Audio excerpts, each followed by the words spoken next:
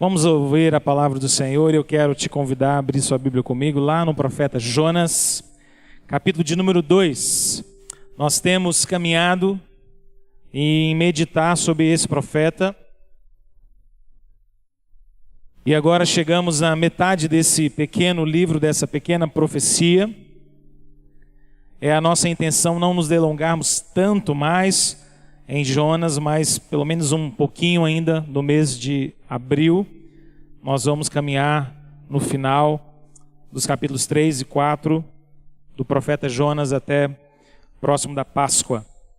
E esse é um profeta que tem nos ensinado tanto, a palavra do Senhor que tem falado tanto ao nosso coração.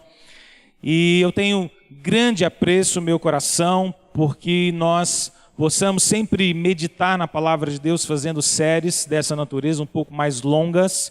Já tem sido quase uma prática costumeira na nossa igreja nos últimos 3 anos, talvez, fazemos assim.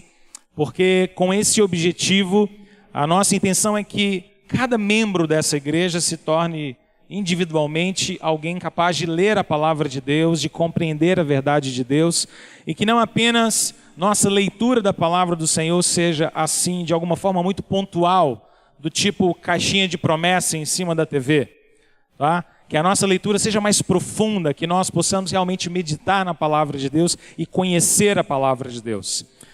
Nesses 32 anos de vida que eu tenho e 32 anos de igreja, eu tenho percebido o quão os crentes têm costume de ler a Bíblia de maneira muito picada, de maneira muito segregada, individualizada, limitada ou passionada. Nós temos costume de selecionar trechinhos da palavra de Deus e lê-los separadamente ou deslocados do seu contexto maior. E muitas das vezes isso faz com que nós não tenhamos uma profunda compreensão sobre a verdade de Deus. Não é que nós não sejamos abençoados, claro que somos, isso é a palavra de Deus.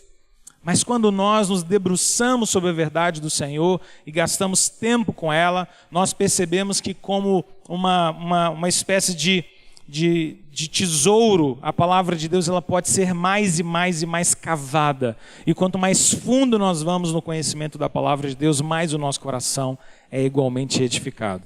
Então quero te incentivar a que você não apenas ouça as mensagens no profeta Jonas, mas que você leia, releia, leia com a sua família, leia sozinho, leia de maneira devocional, leia estudando, leia rabiscando, leia anotando, leia de joelhos, leia meditando em cada versículo e orando para que Deus fale ao seu coração e que nós possamos tirar desse grande tesouro do Senhor tanta coisa para o nosso coração e para a nossa alma.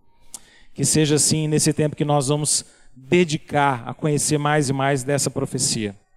Mas dito isso, quero te convidar então ao capítulo de número 2. Nós vamos ler todo esse capítulo, mas para nossa plena compreensão, nós vamos incluir na nossa leitura o versículo de número 17 do capítulo 1. Vamos ficar em pé? Se você puder, fique em pé no seu lugar, juntos. Vamos acompanhar a leitura da palavra do Senhor. Jonas, capítulo 1, 17, e depois todo o capítulo de número 2. Deparou o Senhor um grande peixe para que tragasse a Jonas, e esteve Jonas 3 dias e 3 noites no ventre do peixe. Então Jonas, do ventre do peixe, orou ao Senhor, seu Deus, e disse: na minha angústia clamei ao Senhor, e ele me respondeu. Do ventre do abismo gritei, e tu me ouviste a voz. Pois me lançaste no profundo, no coração dos mares, e a corrente das águas me cercou. Todas as tuas ondas e as tuas vagas passaram por cima de mim. Então eu disse: lançado estou de diante dos teus olhos, tornarei porventura a ver o teu santo templo? As águas me cercaram até a alma, o abismo me rodeou e as algas se enrolaram na minha cabeça. Desci até os fundamentos dos montes, desci a terra cujos ferrolhos se correram sobre mim para sempre. Contudo, fizeste subir da sepultura a minha vida, ó Senhor, meu Deus. Quando dentro de mim desfalecia a minha alma, eu me lembrei do Senhor, e subiu a ti a minha oração no teu santo templo. Os que se entregam à idolatria vã abandonam aquele que lhes é misericordioso. Mas com a voz do agradecimento eu te oferecerei sacrifício, o que votei pagarei ao Senhor, pertence à salvação. Falou, pois, o Senhor ao peixe, e este vomitou a Jonas na terra. Vamos orar?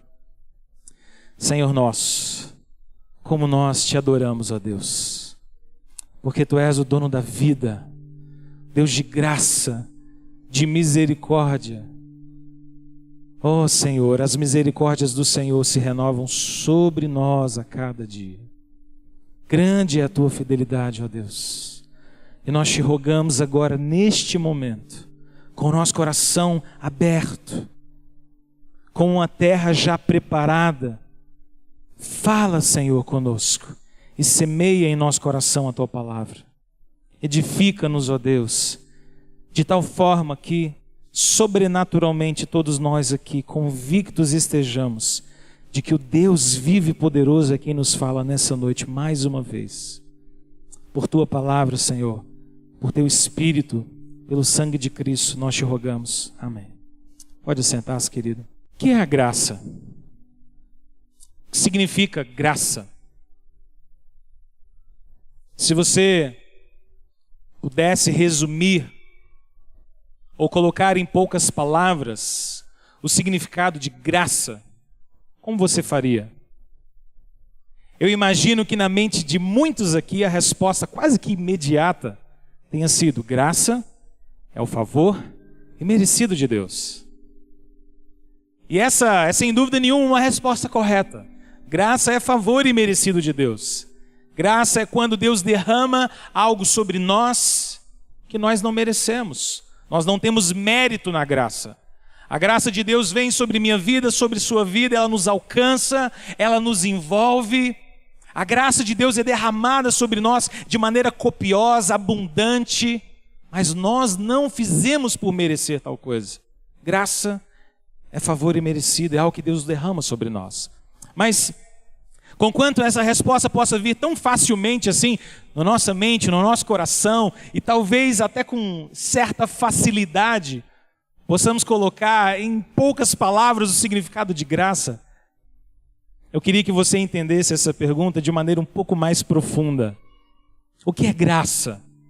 O que é graça na sua vida? O que é graça de fato? Como nós enxergamos e encaramos a graça? Como é que nós vivenciamos a graça? Porque nos parece que, embora possamos dizer e de resumir de maneira muito simples o verdadeiro significado de graça, resumir graça não é a mesma coisa que viver e compreender de maneira palpável, real, rotineira, graça. Às vezes nós sabemos colocar em palavras, mas parece que a nossa vida prática está incoerente com aquilo que a gente diz. A história do profeta Jonas é uma história em que nós encontramos exatamente essa falta de sintonia entre aquilo que o profeta professa e aquilo que de fato ele vive. E muitas das vezes nós também podemos estar vivendo algo muito semelhante. Definimos perfeitamente e teologicamente graça. Mas será que temos vivido a graça de maneira real? Será que na prática a compreendemos? O texto que nós temos diante de nós agora nessa noite, o capítulo de número 2 do profeta Jonas, é o momento em que Deus resolve matricular Jonas na escola da graça. Deus coloca Jonas num ambiente necessário, numa circunstância tal, para que Jonas pudesse realmente, verdadeiramente, compreender o significado de graça. Se você se lembra da história, desde o capítulo 1, você vai se lembrar que do primeiro versículo que nós lemos de Jonas até agora, Jonas está em um processo de cada vez mais descer, descer, descer e descer. Ele começa desobedecendo a Deus e desce para uma cidade chamada Jope. Ele adentra por um navio para fugir de Deus e desce para um porão para se tornar indiferente. Nesse porão, ele entra em profundo sono, adormece, esquece de tudo ao seu redor. Então depois, por causa da sua desobediência, os marinheiros o lançam no mar ele vai para o profundo do oceano. E no profundo do oceano, ele é engolido por um grande peixe e vai parar no ventre desse peixe.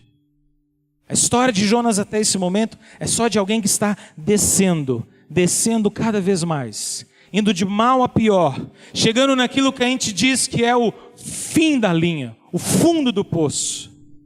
Jonas está experimentando cada vez mais uma espécie de caminho sem volta, se tornando a cada momento e a cada passo mais perdido, mais distante de Deus. E o texto que nós lemos, no versículo 17 ainda do capítulo 1, diz que Deus prepara um grande peixe, e esse peixe traga a Jonas, e Jonas então fica no ventre desse peixe durante 3 dias e 3 noites. Quando a gente lê essa história pela primeira vez, isso para nós é um pouco difícil, porque nós ouvimos a história de Jonas desde que a gente está lá na salinha de criança, especialmente para quem foi criado num lar evangélico, né? E ouve todas as histórias e ouve sobre Jonas várias vezes. Mas quando a gente se depara com essa história a primeira vez, você pensa, agora ele foi engolido por uma baleia, acabou o filme. Não é? Não tem como sair disso. Alguns teólogos chegam a imaginar que muito provavelmente Jonas tenha morrido de fato. E o que aconteceu 3 dias depois foi uma ressurreição. Afinal de contas, passear no ventre de um grande peixe não devia ser coisa lá muito divertida, não é? Não devia ser coisa muito divertida. Mas eu queria que você percebesse o fato de que Deus está tratando Jonas aqui. Jonas chega então no fim da linha. Ele que está fugindo de Deus, a cada passo que dá se torna mais perdido, mais distante de Deus. O sofrimento começa a envolver a Jonas, e agora a sua vida ou a sua história termina sendo engolido por um grande peixe, depois de ser jogado no mar, por ser o grande problema no meio de uma tempestade. É triste, parece que acabou tudo. Mas no meio dessa cena, no meio desse momento de sofrimento, de desolação, Deus na verdade está controlando todas as coisas, está matriculando Jonas na escola da graça. O versículo 17, ele é espelhado lá no versículo de número 10 do capítulo 2. Porque a história não termina com Jonas sendo engolido por esse grande peixe, mas termina com o Deus da graça libertando a Jonas, dizendo àquele grande peixe para que ele jogasse Jonas para fora, e então o peixe o entrega na praia. Deus, nesse meio tempo, está tratando de maneira radical Jonas. E a grande pergunta é, por que Deus está fazendo isso? Por que Deus manda uma tempestade atrás de Jonas? Porque Deus conduz de tal forma que quando os marinheiros lançam sorte, a sorte cai sobre Jonas. Deus permite que ele seja lançado no mar, Deus faz ser engolido por um grande peixe. Qual é o propósito de Deus? Não é um tratamento muito duro, não é um tratamento muito severo. De fato é. Mas a gente poderia descrever isso aqui como uma espécie de misericórdia radical. Porque às vezes o tratamento de Deus conosco precisa ser um misto de misericórdia com dureza. Um misto de graça com disciplina. Porque Jonas era alguém que estava fugindo de Deus, e todas as coisas que estavam acontecendo com Jonas eram por causa do seu pecado, por causa da sua insistência em errar, por causa da sua insistência em fugir dos planos de Deus, dos projetos de Deus. E quando eu e você nos tornamos muito incrédulos no nosso coração, quando eu e você fugimos da vontade de Deus, então isso exige que Deus nos trate de maneira também especial. Incredulidades enraizadas exigem da parte de Deus tratamentos radicais.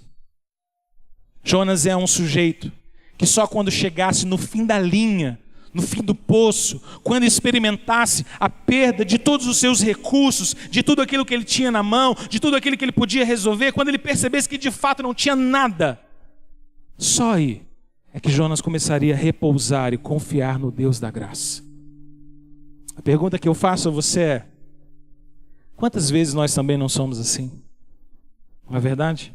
Quantas vezes nós também endurecemos o nosso coração e Deus precisa nos tratar com misericórdia, mas uma misericórdia radical, uma misericórdia exigente, um tratamento mais incisivo, mais pontual.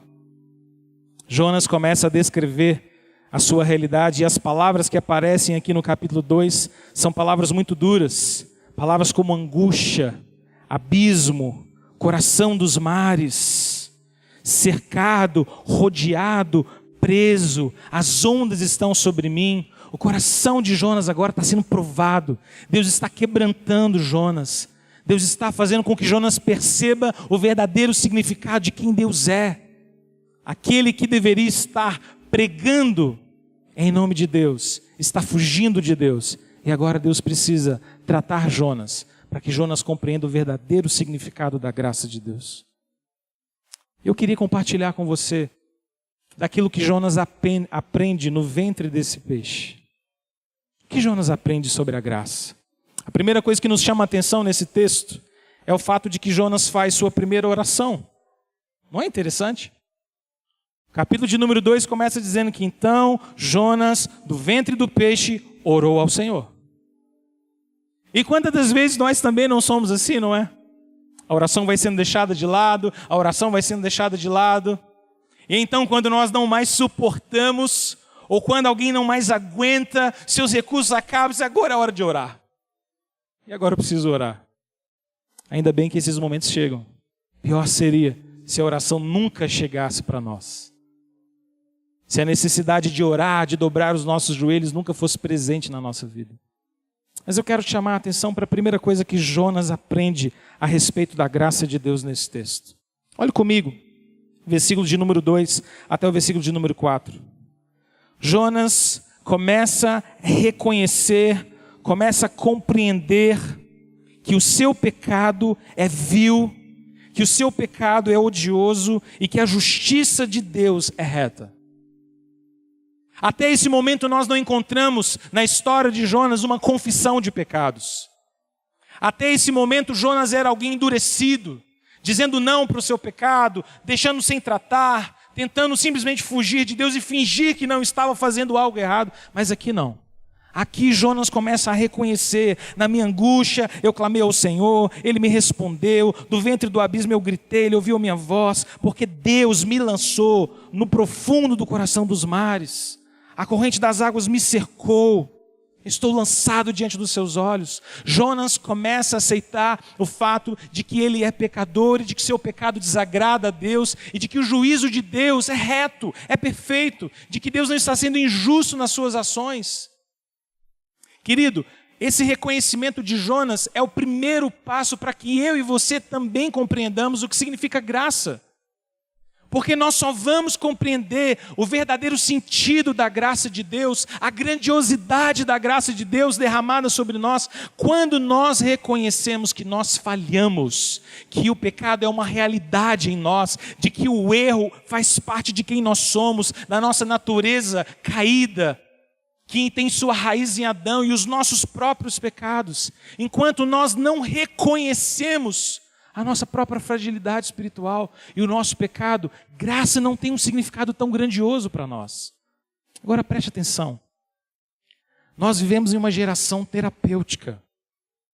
E a nossa geração é uma geração que sempre olha para os nossos problemas, para as nossas falhas, e nos diz de maneira muito terapêutica: não fique muito preocupado com seus erros, todo mundo erra, sim. Isso não é bem pecado, isso é algo que todo mundo faz. Nós poderíamos dizer que nós vivemos em um tempo, em uma sociedade sem pecado. Porque para as pessoas não existe pecado. Não existe o certo e o errado, tudo é tão relativizado. Tudo vira terapia, tudo vira ponto de vista, tudo é suavizado naquela espécie de conformismo de dizer: não, o seu erro não é tão um erro assim. Isso aí não é bem um pecado, é só uma mania. Isso é só sua personalidade, seu jeito de ser, isso é a cultura. E vai se relativizando. E a verdade de Deus vai sendo, de alguma forma, diluída no meio de tantas inverdades e de um falso evangelho. Jonas está nos ensinando aqui aquilo que ele aprende no ventre desse peixe, de que reconhecer verdadeiramente a graça de Deus é reconhecer quão pecaminoso é o nosso próprio coração. O quão carentes nós somos da graça de Deus. Porque até esse momento da história, irmãos, Jonas é alguém que não é capaz de admitir suas próprias faltas. Mas agora no ventre daquele peixe, Jonas compreende que ele é pecador e de que o juízo de Deus é reto sobre ele. Deus não está sendo injusto. Deus está trazendo juízo. Aquele que peca está debaixo do juízo de Deus. O salário do pecado é a morte. Deus é justo em punir o pecador. Jonas está dizendo para nós que sem nós aceitarmos o fato de que Deus é justo e perfeito em punir o pecado dos homens, nós não vamos entender graça. Irmãos, se nós não percebermos isso no nosso próprio tempo, talvez a nossa cultura vai acabar deletando o conceito, por exemplo, de inferno. Para que inferno? Para que punição eterna? Não. Chega no último dia, Deus desce dos céus e diz, olha, isso era tudo uma prova, eu estava só provando vocês. Fiquem tranquilos, vai todo mundo para a casa do Pai, hoje vai ter festa, vamos deixar esse negócio de inferno para lá, capeta também, isso é uma bobagem, vamos ser felizes. Esse é o Deus da nossa geração. Mas sem justiça de Deus, sem reconhecimento de pecado, não há compreensão verdadeira sobre o que é graça. A segunda coisa que Jonas compreende no ventre daquele peixe, a segunda coisa que ele reconhece, é a sua incapacidade de prover para si mesmo sua salvação. Olha comigo versículos 5 e 6. Jonas agora começa a dizer ao Senhor Deus, as águas me cercaram até a alma, até a minha alma. O abismo me rodeou, as algas enrolaram-se na minha cabeça. Eu desci até os fundamentos dos montes, desci até a terra. Eu estou preso. Eu não tenho saída, eu não tenho recursos. Jonas começa a reconhecer que de si mesmo, de que a partir dos seus próprios recursos, ele é incapaz, é impossível a Jonas resolver o problema do seu próprio coração. É impossível para Jonas resolver sua circunstância, lidar com aquilo que ele estava enfrentando. Jonas começa a perceber que ele está debaixo de juízo de Deus, de disciplina do Senhor, e ele olha ao seu redor, o que talvez não tivesse muita coisa assim para ver no ventre daquele peixe, e a conclusão óbvia, gerada ou produzida pelo Espírito de Deus no seu coração é: de mim mesmo eu não posso fazer nada.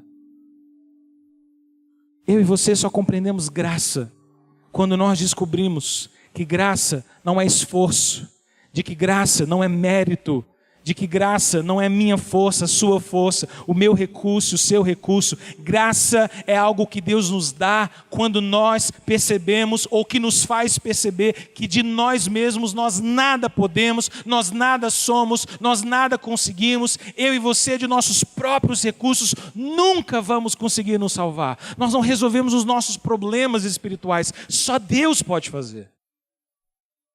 Graça nos faz reconhecer que nossa capacidade de resolver o nosso próprio problema, o grande problema do pecado, nossa capacidade não existe. Ela é insignificante, ela é insuficiente. Às vezes eu e você tendemos a ser muito parecido com o Jonas. Achamos que temos tudo sob controle. Jonas parecia alguém controlando muito bem a fuga que ele estava fazendo de Deus, não é? Afinal de contas, achou um navio perfeito indo para Tarsis, uma cidade distante. Eu tenho dinheiro certinho para comprar a passagem. Os marinheiros até gostaram de mim. Arrumaram até um cantinho para eu tirar um cochilo no porão. Vai dar tudo certo. Eu começo a dormir aqui e acordo lá em Tarsis. Fico longe de Deus. Está tudo planejado. Está tudo sob controle. Os recursos estão todos nas minhas mãos. Eu já planejei tudo, já desenhei tudo. E de repente Deus leva Jonas a perceber que os seus recursos são insuficientes.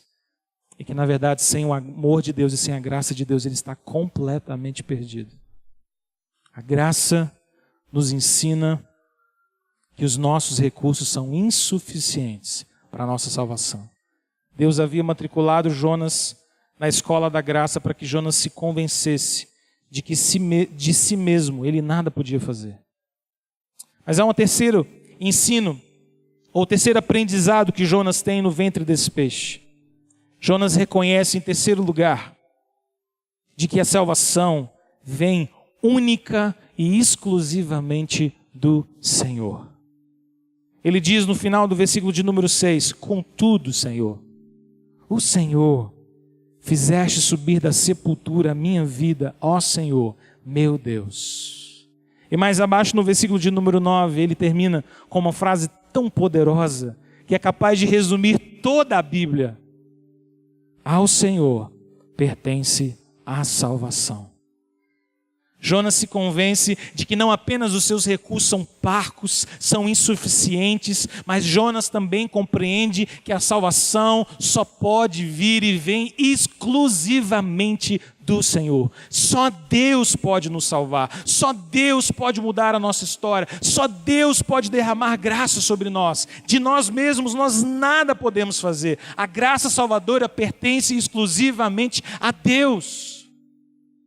Essa é uma verdade que a graça nos ensina, que precisa trazer alívio ao nosso coração, porque eu e você tendemos em nosso ser interior a queremos comprar as coisas, a dominar as coisas. Às vezes nós nos inquietamos espiritualmente tanto, achando que podemos fazer algo melhor para conquistar mais de Deus, para agradar a Deus, para quem sabe Deus nos amar. Às vezes a nossa espiritualidade ela é tão envolvida com a expectativa de que as nossas obras nos farão de alguma forma mais agradáveis ao Senhor. Mas deixe-me te dizer algo importante, querido. Não há nada que eu e você façamos de nós mesmos que nos capacite a comprar a graça de Deus, porque a graça salvadora do Senhor é um dom do céu para nós. A graça vem e ela te envolveu e ela te salvou, e essa salvação pertence ao Senhor e só a Ele. Ele nos deu isso por sua maravilhosa bondade e misericórdia. E se Ele nos deu, nada pode nos afastar, nada pode nos tirar, nada pode nos separar do grande amor de Deus. A salvação vem dEle, a salvação foi dada a mim e a você. E essa salvação é para sempre, porque ela pertence ao Senhor. Quantos são aqueles, pessoas próximas nossas, pessoas que amamos, que às vezes têm uma compreensão da graça de Deus, tão focada em si mesmo e suas próprias obras, pessoas que vivem angustiadas com a sensação de que hoje tem a salvação, amanhã não tem, de que hoje a possui e amanhã a perderam.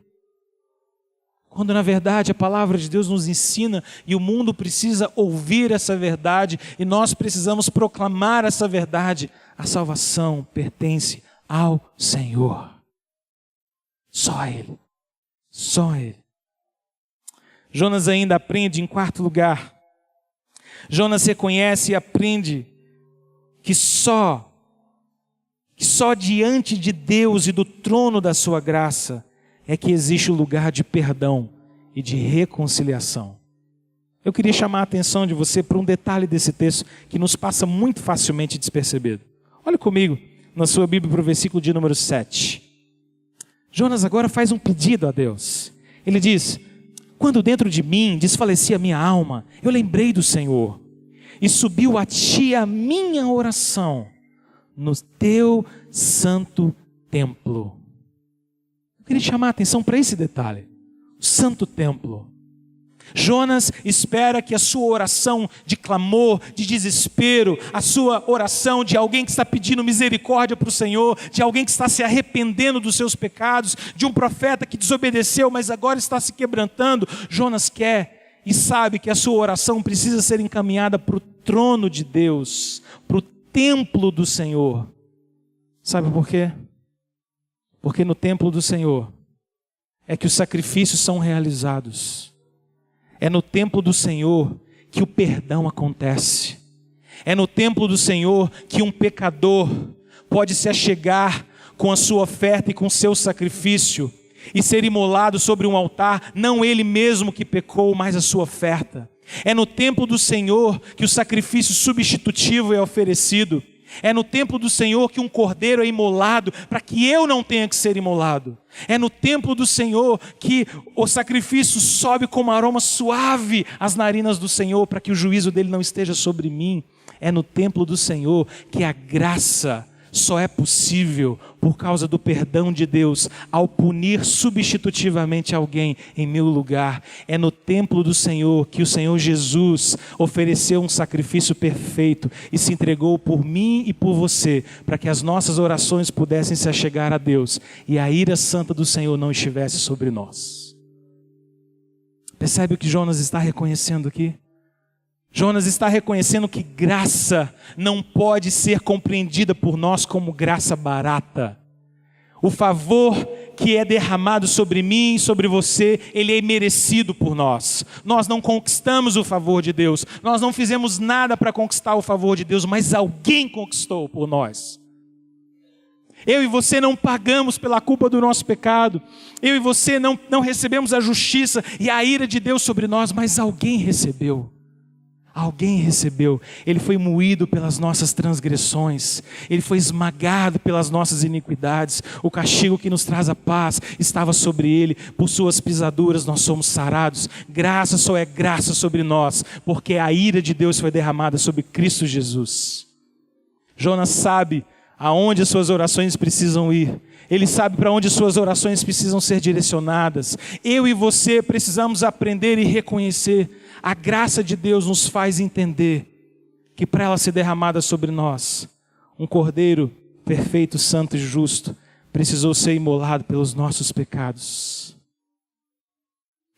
Para que eu e você, que também somos como que servos de Deus, muito fujões às vezes, temos as nossas falhas, nossos pecados, para que nós possamos nos aproximar desse Senhor, nós precisamos nos aproximar dele, lavados e regenerados pelo sangue do Cordeiro, porque sem derramamento de sangue não há graça, sem derramamento de sangue não há remissão de pecados, sem um substituto não há privilégio para mim e para você de nos achegarmos diante do Deus de toda graça. As orações sobem para o templo, porque o templo é lugar de perdão, é lugar de graça. Em quinto lugar e último lugar, Jonas reconhece e aprende de que o louvor a Deus é a única resposta adequada, é a única resposta apropriada por parte de um pecador. A única resposta adequada que um pecador pode dar à maravilhosa graça de Deus é adoração. É louvor, é obediência, é uma vida dedicada em resposta. Jonas termina a sua oração adorando a Deus. Ele diz nos versículos 8 e 9, os que se entregam à idolatria vã, abandonam aquele que lhes é misericordioso, mas com voz de agradecimento, Senhor, eu te oferecerei sacrifício, e aquilo que eu votei, eu vou pagar. Jonas termina a sua oração, Jonas termina a sua lição nessa escola da graça, reconhecendo que a única coisa que ele pode fazer é louvar ao Senhor. Deus, a salvação pertence a Ti. Senhor, a única coisa que o meu coração pode fazer é reconhecer que o Senhor é bom, é reconhecer que a sua graça é maravilhosa. Essa é a única resposta que eu posso dar diante da graça e do amor do Senhor. Só agradecer, só louvar a Deus.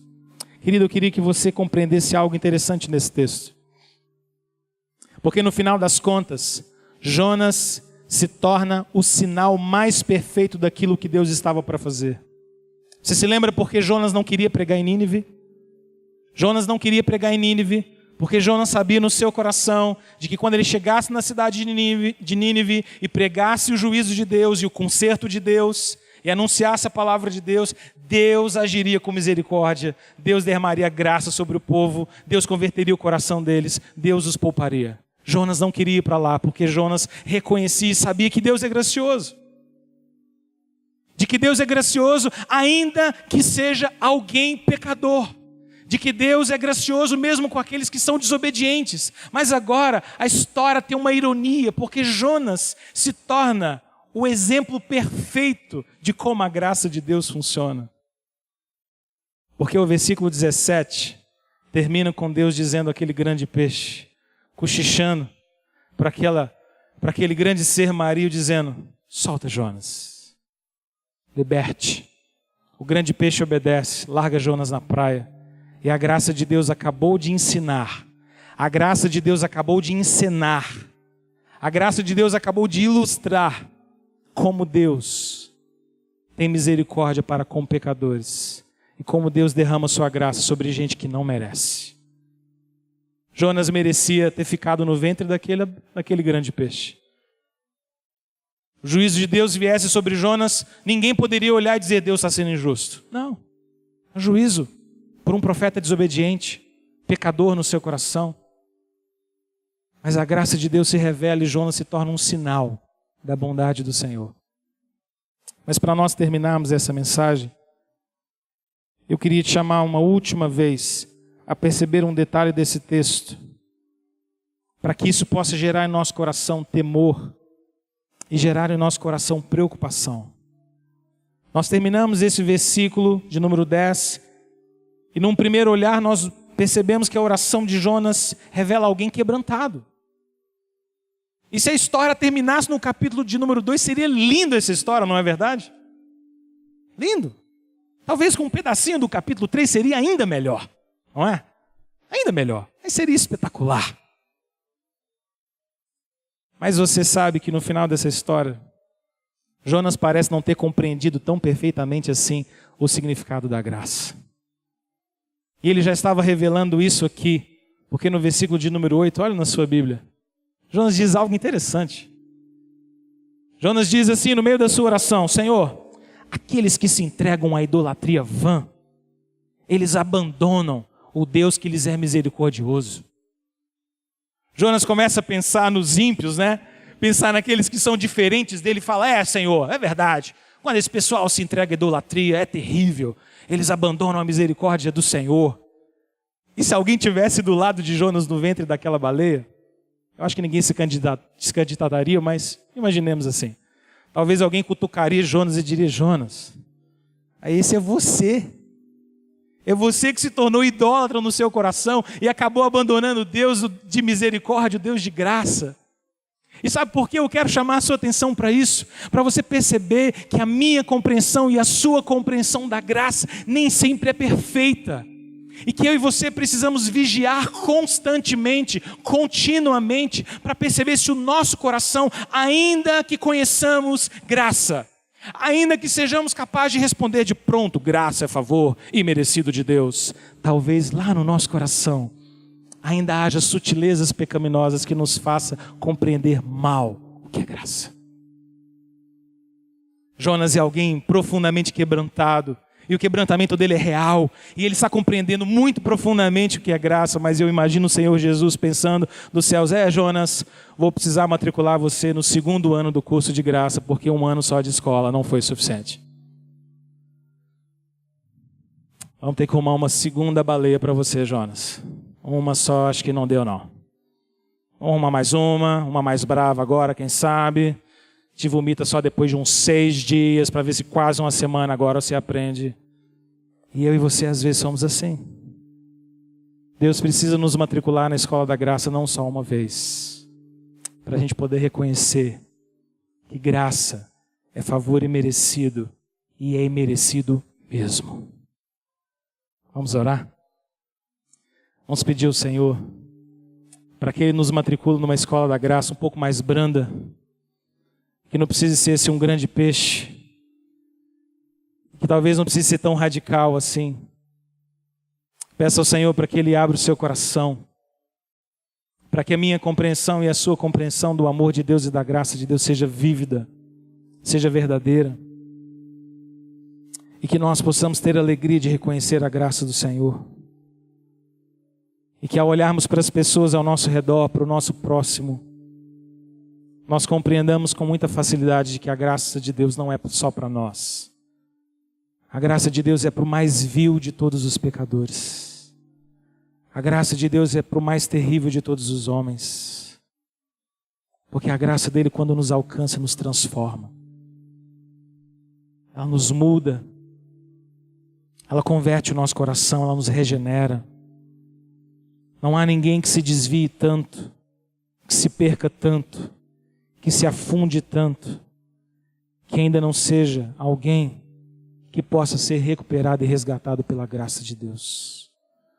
Jonas foi para o mais profundo de um abismo, e ainda lá a graça de Deus o alcançou, para nos ensinar de que não há pecado Não há erro que cometamos tão doloroso, tão profundo, que se Deus agindo no nosso coração e com corações quebrantados pelo Espírito, não possamos ser salvos pela graça do Senhor.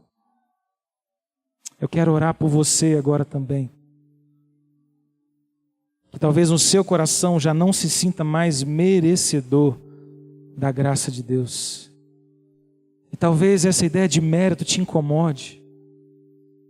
E eu queria orar para que Deus traga ao seu coração paz, porque de fato nós nunca seremos merecedores da graça de Deus. Mas ainda assim ela nos alcança. Ainda assim o amor de Deus é perdoador. Talvez você que já tenha cessado as suas orações, que não tenha mais alegria de se apresentar diante do Senhor, que a sua voz fica embargada, as palavras não saem, as acusações no seu coração te dizem que você não pode orar, seu coração grita aos seus ouvidos dizendo que Deus não vai ouvir a sua prece, o seu clamor. Eu quero orar por você nessa noite dizendo: o Senhor, por sua graça, ouve o clamor e a petição do mais vil pecador, quando o nosso coração se quebranta diante dele. Feche seus olhos. Ore comigo agora, vamos orar.